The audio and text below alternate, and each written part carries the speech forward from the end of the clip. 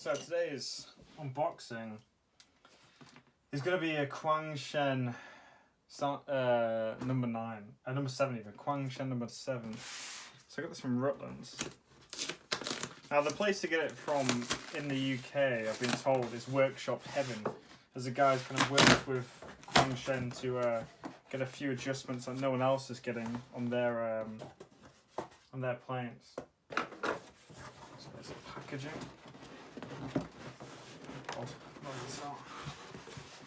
So you can see, move that out of the way. Authenticity and humanity, Luban. I don't know about the authenticity and humanity because it comes from China. I don't know how authentic China is as a country with their government, but I've heard very good things about these. It says here, ductile iron base and frog, stainless steel leather cap, lightly finished Bubinga handles, high carbon tool steel blade, not A2 I believe, but it's still going to be good. And tools require minimal tune-up prior to use. So let's have a look. Nicely packaged. We've got the get it out here. So being careful, I don't want to back it about. So packaged in a light amount of bubble wrap and a plastic casing. Wow.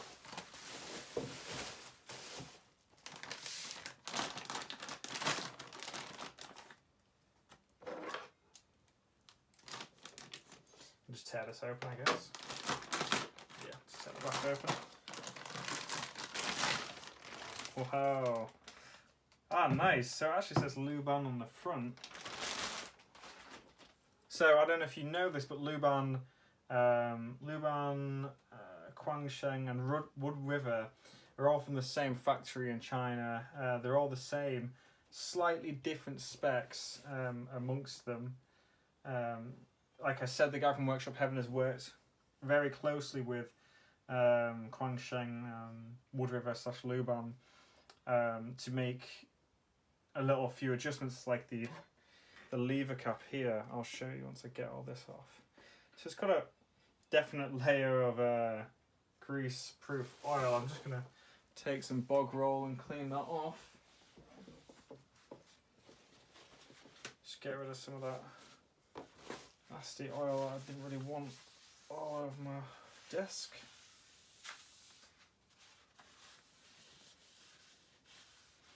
So far, the machining looks absolutely fantastic there. Absolutely astoundingly good. Wow. And one thing I'll note is that the handles itself, I don't know if you can see this. They're really, see if we focus, really nice. Feels good. Doesn't have like a horrible lack of finish feel, you know. It's not thick lack of finish. It feels nice in the hand, definitely. And you can get 4 fingers on this quite easily. Obviously here, Luban, quite cool. Let's have a look. Very tight. Actually, I won't say that's not tight. Let's have a look. No, I won't say that's too tight. That's actually quite alright. The leather cap feels nice. Feels high quality. Definitely like that it's made out of steel. Just feels weightier, you know, nicer. So again, leather cap. It's a really nice finish, nice machining.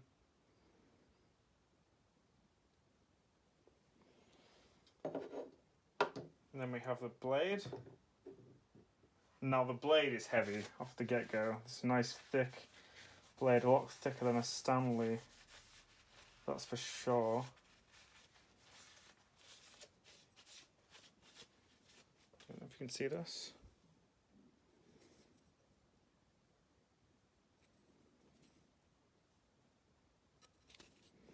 You can see the Luban.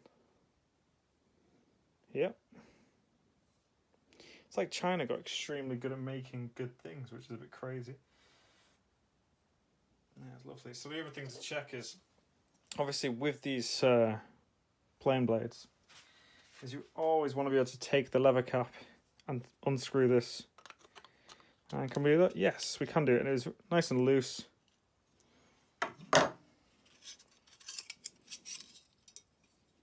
So again, lots of oil on there underneath, but we'll clean that up.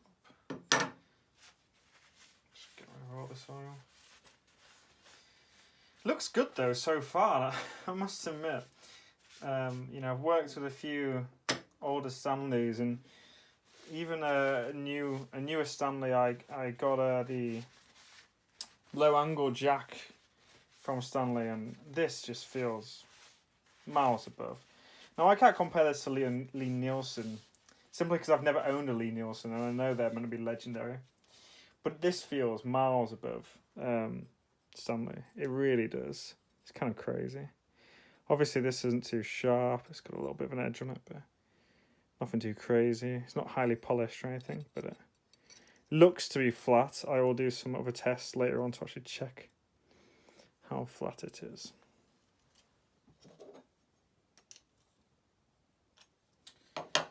So just get in here and clean up the oil on here. Just get rid of some of this oil. Bit gross. I'm not gonna undo the bolts because I actually want to go underneath. Let's actually plug the blade back in and see how that is. Oh, lever cap feels nice. Very reactive, no slop. So I don't know if you can see that, it definitely can. No slop, feels good. One thing to note about this lever cap actually is that it isn't engineered, it's just pasted. A lot of the ones from Woodriver in America, or the Quangsheng models / Luban models in Workshop Heaven, have one with a brass piece here. Does it make a difference? No. Cosmetically, yes. It's definitely a cosmetic difference. For example, I actually do have an old Stanley number 7 here. Old Stanley model. And you can see that this is an engineered one. Which pasted on, which isn't a lot nicer really. The only problem, by the way, why do I have a Quangsheng when I have a number 7 Stanley? These are a pain in the ass to flatten. Really are. And I wanted something that would be actually perfectly manufactured flat, and I heard very good things about this. I love the handle on this. The handle is just so good. It feels fantastic. I'm really excited about you giving this a try. So let's go back. Have a look inside here. So let's have a check of the adjustment.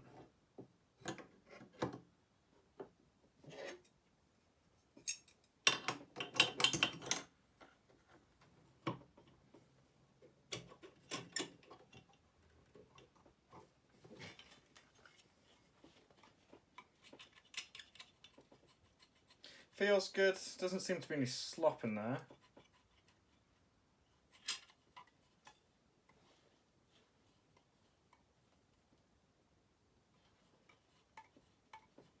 That feels exceptionally tight right now.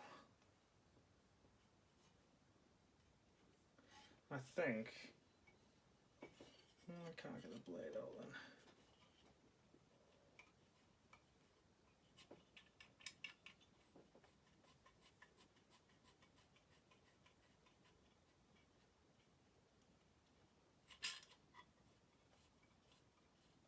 I'll say this, the bearing wheel is a lot of friction on it. Feels easy to rotate, for sure. Obviously very tight right now though. I think I need to untighten this a little bit. Possibly even move the frog. Obviously the frog, this is a bedrock style, so this is like the old Stanley bedrock style. So you can adjust it through the middle screw here.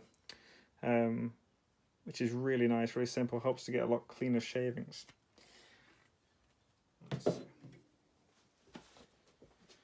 So we can test for square on these edges.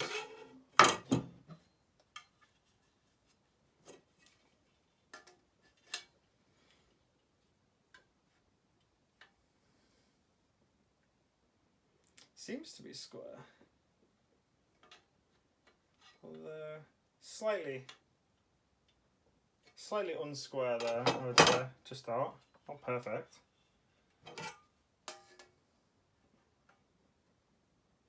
Again, slightly out here.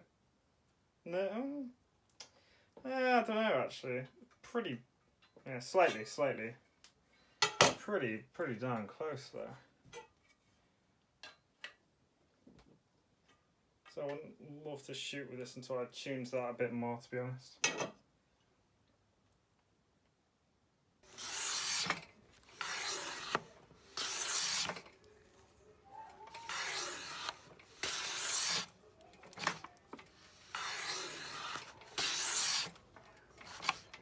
So, overall, what do I like about the Quangsheng / Luban / Woodriver plane?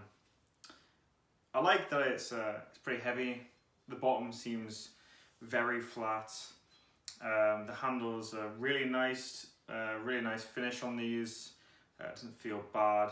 And yeah, overall the adjustment wheel, it doesn't have a lot of slack in it. It's actually quite easy to adjust, which I like. What don't I like it though?